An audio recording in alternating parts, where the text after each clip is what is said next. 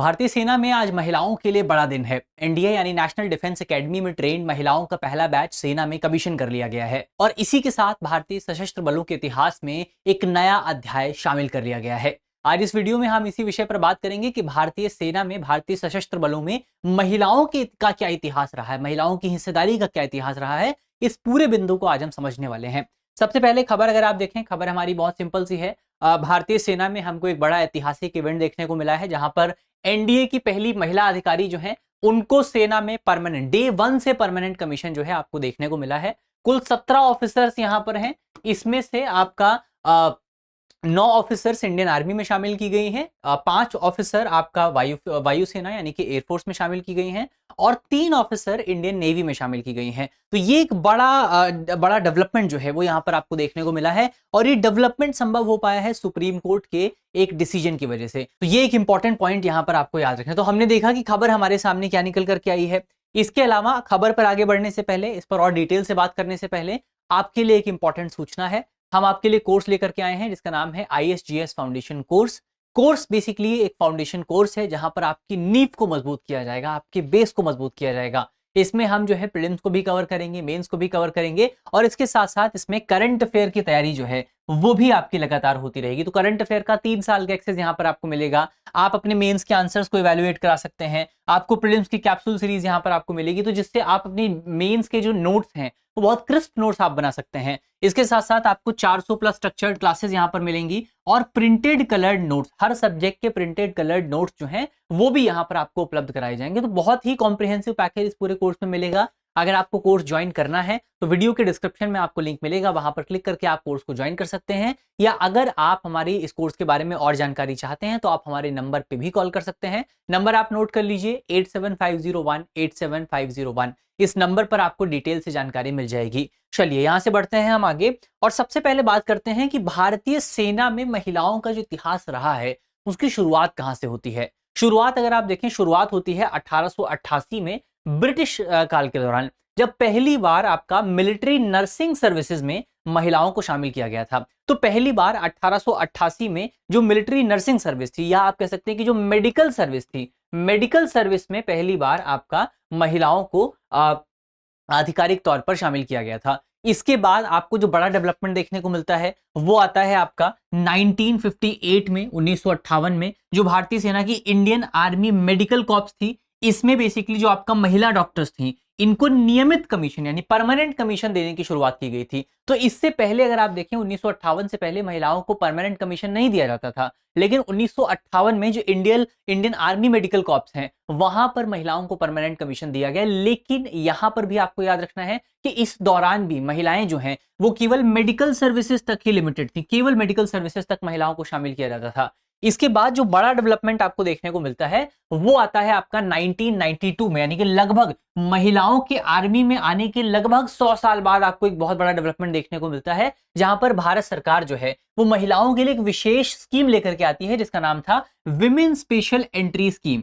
ये जो women special entry scheme थी, इसके तहत बेसिकली आपका महिलाओं को जो है सेना में शामिल किया जाता है। मुख्य तौर पर अगर आप देखें तो यहाँ पर आपका जो सर्विस है वो शुरुआत में बेसिकली कमीशन केवल 5 वर्ष के लिए किया जाता है। कौन कौन से क्षेत्रों में? आर्मी एजुकेशन कॉर्प हो गया, कॉर्प ऑफ सिग्नल्स हो गया, कॉर्प ऑफ इंजीनियर्स हो गया, इंटेलिजेंस कॉर्प्स हो गया, JAG यानी कि जज एडवोकेट जनरल हो गया, सर्विसेज कॉर्प्स हो गया। तो इनमें बेसिकली यहाँ पर महिलाओं को शामिल करने के लिए ये विमेन स्पेशल एंट्री स्कीम की जो है शुरुआत की जाती है। लेकिन यहाँ पर आपका जो सर्विस टेन्योर था वो बहुत कम हुआ करता था। सर्विस टेन्योर अगर आप देखें तो 5 वर्षों के लिए ही यहां पर सर्विस टेन्योर दिया जाता था, ये भी 5 वर्षों के लिए लिमिटेड था। इसके बाद आपको एक बड़ा डेवलपमेंट देखने को मिलता है जब महिलाओं के लिए 2005 में शॉर्ट सर्विस कमीशन की शुरुआत की जाती है। शॉर्ट सर्विस कमीशन में बेसिकली आपका जो कार्यकाल था महिलाओं का, उसमें 14 साल के कार्यकाल की अनुमति जो है वो यहां पर दी जाती है। तो पहले का कार्यकाल कितना था? 1992 में जो स्कीम की शुरुआत की गई थी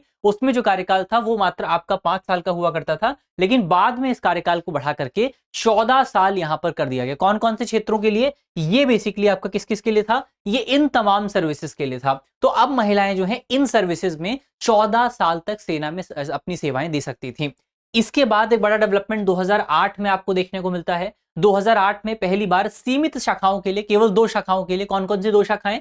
एक आपका जज एडवोकेट जनरल और दूसरा आपका आर्मी एजुकेशन कॉर्प। इन 2 सेवाओं के लिए पहली बार महिलाओं को परमानेंट कमीशन जो है वो देखने को मिलता है। तो ये एक बहुत बड़ा डेवलपमेंट यहां पर हुआ था। 2008 में आपको पहली बार 2 इंपॉर्टेंट सेवाओं के लिए महिलाओं के लिए परमानेंट कमीशन आपको देखने को मिलता है। तो अब टोटल 3 सेवाएं हो चुकी थी जहां पर महिलाएं परमानेंट कमीशन प्राप्त कर सकती थी। कौन कौन सी 3 सेवाएं हैं यहां पर आप देखेंगे। एक तो आपका ये है, एक ये आपका इंडियन आर्मी मेडिकल कॉर्प है। इसके अलावा 2 सर्विसेज यहां पर हमने देखी। एक आपका जज एडवोकेट जनरल हो गया, जहां पर महिलाएं जो हैं वो परमानेंट सर्विस प्राप्त कर सकती थी, परमानेंट कमीशन प्राप्त कर सकती थी। और एक आपका आर्मी एजुकेशन कॉर्प हो गया, जहां पर महिलाएं परमानेंट कमीशन प्राप्त कर सकती थी। लेकिन अभी भी अगर आप देखें तो कार्यकाल यहां पर बढ़ा दिया गया, कुछ क्षेत्रों में परमानेंट कमीशन भी दे दिया गया। पर जो दूसरी तमाम सर्विसेज थी, क्योंकि ये आपका सेना में केवल यही 2 सर्विसेज तो नहीं है, सेना में बहुत सारी सर्विसेज हैं। उन तमाम सर्विसेज में आपको अभी भी महिलाओं के लिए एक अदृश्य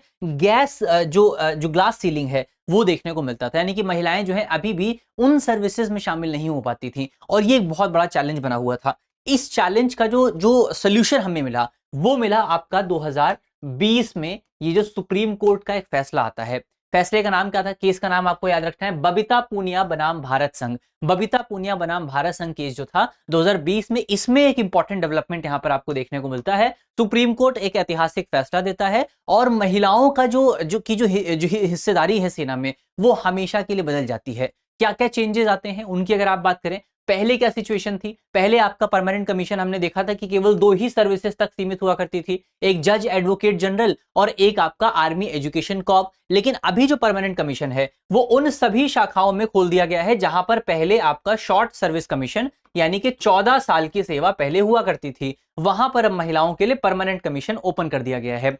इसके अलावा अगर आप देखें तो नेतृत्व वाली जो भूमिका थी, यानी कि कमांड का जो रोल था, पहले महिलाओं को नेतृत्व की भूमिका से रोका जाता था। पहले महिलाओं को जो आपका कमांड पद है उस पर जो है प्रमोट नहीं किया जाता था। लेकिन सुप्रीम कोर्ट के इस फैसले के बाद कमांड पदों पर भी महिलाओं की नियुक्ति को अनुमति प्रदान कर दी गई, क्योंकि सुप्रीम कोर्ट ने स्पष्ट तौर पर कहा कि अगर आप महिलाओं को केवल इस आधार पर सेना में शामिल होने और सेना में परमानेंट कमीशन प्राप्त करने से रोकते हैं कि उनका जेंडर अलग है, तो फिर आप भारतीय संविधान के अनुच्छेद 14 का उल्लंघन कर रहे हैं। और अनुच्छेद 14 जो है वो भारत में प्रत्येक नागरिक को समानता का अधिकार देता है और साफ तौर पर कहता है कि किसी भी व्यक्ति के साथ उसके लिंग के आधार पर, उसके जेंडर के आधार पर भेदभाव नहीं किया जा सकता है। तो ये एक बड़ा डेवलपमेंट यहां पर हमको देखने को मिला था 2020 के इस फैसले के बाद। तो सुप्रीम कोर्ट का ये फैसला बहुत इंपॉर्टेंट है, इस फैसले का नाम आपको हमेशा याद रखना है। तो ये हमने देखा, ये बेसिकली सुप्रीम कोर्ट के फैसले के बाद क्या क्या चेंजेस आए।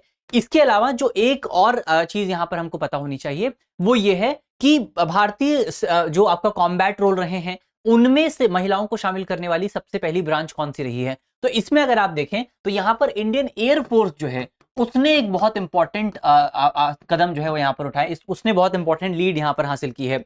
सबसे पहले 2015 में इंडियन एयरफोर्स ने एक एक्सपेरिमेंट के आधार पर महिलाओं को कॉम्बैट रोल में शामिल करने की शुरुआत की थी। महिलाओं को जो है वो आपका लड़ाकू विमान संचालित करने की अनुमति जो है 2015 में इंडियन एयरफोर्स की तरफ से पहली बार प्रदान की गई थी। उसके बाद जब ये एक्सपेरिमेंट किया गया, ये एक्सपेरिमेंट काफी ज्यादा सफल साबित हुआ और उसके बाद 2022 में इसको परमानेंट कर दिया गया। यानी कि 2022 में तय किया गया कि महिलाओं को जो है इंडियन एयरफोर्स में कॉम्बैट रोल में शामिल किया जाएगा। तो इंडियन एयरफोर्स यहां पर जो है एक लीड आर्म फोर्सेस के तौर पर आपको देखने को मिलेगा, जहां इंडियन एयरफोर्स ने महिलाओं को जो है काफी ज्यादा इंपॉर्टेंट रोल अपनी सेना में प्रदान किया है। तो ये एक इंपॉर्टेंट पॉइंट आपको यहां पर याद रखना है।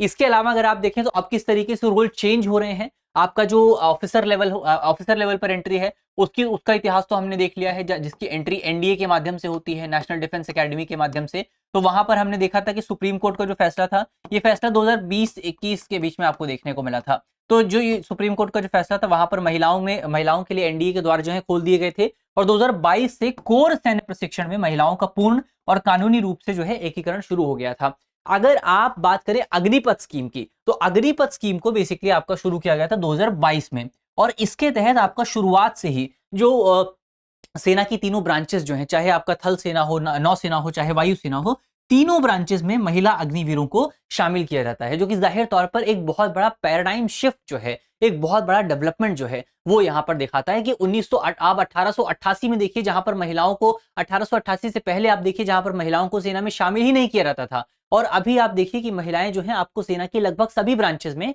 देखने को मिल जाएंगी। और अग्निवीर जो स्कीम है, अग्निपथ स्कीम जो है, उसमें शुरुआत से ही महिलाओं को शामिल किया गया। तो ये एक बड़ा डेवलपमेंट यहाँ पर आपको देखने को मिलेगा। चलिए आगे बढ़े आप। अंत में अगर आप देखें इस पूरे घटनाक्रम की इंपॉर्टेंस क्या है, निष्कर्ष के तौर पर आप क्या कह सकते हैं? निष्कर्ष के तौर पर यह कहा जा सकता है कि जो डेवलपमेंट हुआ है, ये डेवलपमेंट हमारे राष्ट्र के निर्माण के लिए, हमारे डेवलपमेंट के लिए एक नया अध्याय जो है वो यहां पर ऐड करता है, एक नया चैप्टर ऐड करता है। ये कमीशनिंग रक्षा बलों के परिवर्तन में एक निर्णायक अध्याय जो है वो ऐड करती है। ये सैन्य सेवाओं में समान अवसर, योग्यता और उत्कृष्टता के प्रति राष्ट्र की प्रतिबद्धता को दर्शाती है। यानी कि ये दिखाती है कि हमारा देश जो है, हमारा देश योग्यताओं को पहचानता है, चाहे योग्यता किसी भी रूप में हमारे सामने मौजूद हो। हमारा देश योग्यता के मामले में किसी भी व्यक्ति के साथ उसके जेंडर के आधार पर, उसके कास्ट के आधार पर, उसकी जो आइडेंटिटी है उसके आधार पर भेदभाव नहीं करता है। तो ये एक इंपॉर्टेंट एक इंपॉर्टेंट निष्कर्ष जो है वो इस पूरी खबर से हमारे सामने निकल करके आता है।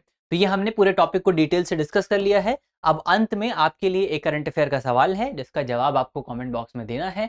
सवाल बहुत सिंपल सा है, आपसे पूछा गया है भारतीय सेनाओं में महिलाओं के प्रवेश के संदर्भ में निम्नलिखित कथनों में से कौन सा कथन सही नहीं है। हमारे ऑप्शन है, ऑप्शन ए, महिलाओं ने सबसे पहले 1888 में सैन्य नर्सिंग सेवा के माध्यम से सैन्य सेवा में प्रवेश किया। ऑप्शन बी, गैर चिकित्सा भूमिकाओं में महिलाओं का प्रवेश 1992 में महिला विशेष प्रवेश योजना के साथ शुरू हुआ। ऑप्शन सी, 2008 में भारतीय सेना की सभी शाखाओं में महिलाओं को स्थायी कमीशन प्रदान कर दिया गया। और ऑप्शन डी, अग्निपथ योजना के तहत तीनों सेवाओं में महिला रंगरूटों को शामिल किया गया है। तो इसका सही जवाब क्या होगा वो आपको जल्दी से कमेंट बॉक्स में बताना है। और मुझे उम्मीद है कि इस वीडियो में हमने जितने भी इंपॉर्टेंट टॉपिक डिस्कस किए हैं वो टॉपिक आपको समझ में आए होंगे। अगर आपको वीडियो अच्छी लगी है तो वीडियो को लाइक कीजिएगा, वीडियो को शेयर कीजिएगा अपने दोस्तों के साथ, अपने साथियों के साथ। और अगर आप हमारे चैनल पर नए हैं तो चैनल को सब्सक्राइब करना बिल्कुल मत भूलिएगा। तो मिलते हैं आपसे अगले वीडियो में, तब तक के लिए अपना ख्याल रखिए, ध्यान रखिए, पढ़ते रहिए। धन्यवाद। अब एग्जाम की तैयारी को और बेहतर करने के लिए हमारे चैनल को लाइक, शेयर और सब्सक्राइब करना ना भूलें।